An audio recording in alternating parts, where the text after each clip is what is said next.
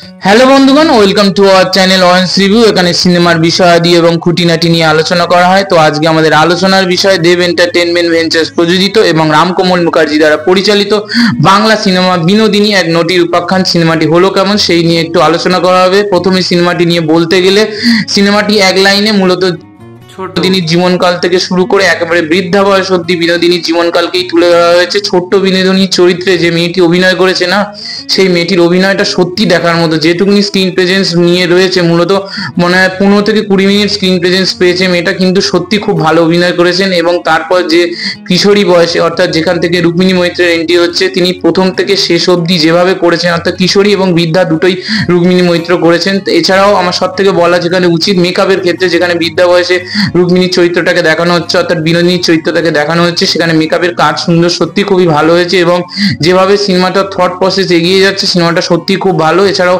Tribute হিসাবে অরুণ রয়কে tribute যেটা দিয়েছে, সেটা আমার দেখে খুব ভালো লেগেছে। এবং শেষকালে যে বিনোদিনীর 141 বছর পর যে তার নামে যে স্টার থিয়েটারটা বিনোদিনী থিয়েটার হতে পেরেছে, সেটাও দেখে খুবই ভালো লাগছে। তো মেন স্টোরিতে ফিরে আসা যাক। প্রত্যেকটা জায়গায় খুব ভালোভাবে কাজ করেছেন রুক্মিণী মৈত্র। যে লিডিং অ্যাক্ট্রেসের পিছনে, মানে একজন যে নায়িকা, মানে নারী কেন্দ্রিক ছবির পিছনে যদি দেবদা এত না টাকা লাগাতেন, তাহলে এরকম ভালো সিনেমা আজকে আমাদের বাংলা দর্শক দেখতে পেত না। অবশ্যই আপনারা গিয়ে বিনোদিনী সিনেমা হলে গিয়ে দেখে আসুন, না হলে কিন্তু সেই ভাইবটা পাবেন না। তো প্রত্যেকটা চরিত্রে কিন্তু যেভাবে গুরু শিষ্যার মানে ভূমিকায় যেভাবে বিনোদিনী অর্থাৎ রুক্মিণী মৈত্র এবং আমাদের গিরিশ ঘোষের চরিত্রে কৌশিক গাঙ্গুলি অভিনয় করেছেন না, সেটা সত্যি খুবই দেখার মতো। যে গুরু শিষ্যের ভেতরে যে টানাপোড়েন, যে মেলবন্ধন, গুরু শিষ্যের প্রতি যে মানে ভালোবাসা, দায়বদ্ধতা কিভাবে, এছাড়াও গিরিশ ঘোষ কিভাবে যে বিনোদিনীর উপর যেভাবে মানে অন্যায় করেছিল সেইগুলো দেখাচ্ছে। এবং যে বিনোদিনীর যে সংগ্রাম, বিনোদিনী যে থিয়েটারের প্রতি ভালোবাসা, বিনোদিনী যে থিয়েটারের জন্য কেন লড়াই করেছে এবং আজকে যে স্টার থিয়েটার কিভাবে গড়ে উঠলো, প্রত্যেকটা ইতিহাস খুব সুন্দরভাবে বর্ণিত হয়েছে। বিনোদিনীর চরিত্র হিসাবে যে মানে রুক্মিণী মৈত্রকে মানে আলাদা করে কিছু মনে নেই, যে তাকে পুরোপুরি যেন বিনোদিনীর চরিত্র হিসাবেই আমাদের ধার্য করা হচ্ছে।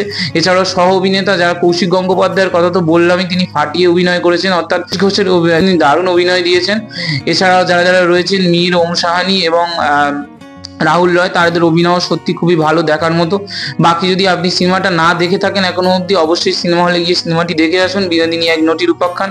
আশা করি সিনেমাটি আপনাদের খুবই ভালো লাগবে চলেছে। ততক্ষণ ভালো সিনেমার সাথে জুড়ে থাকুন এবং নতুন নতুন রিভিউ পাওয়ার জন্য আমাদের চ্যানেলটি প্লিজ সাবস্ক্রাইব করে পাশে থাকুন।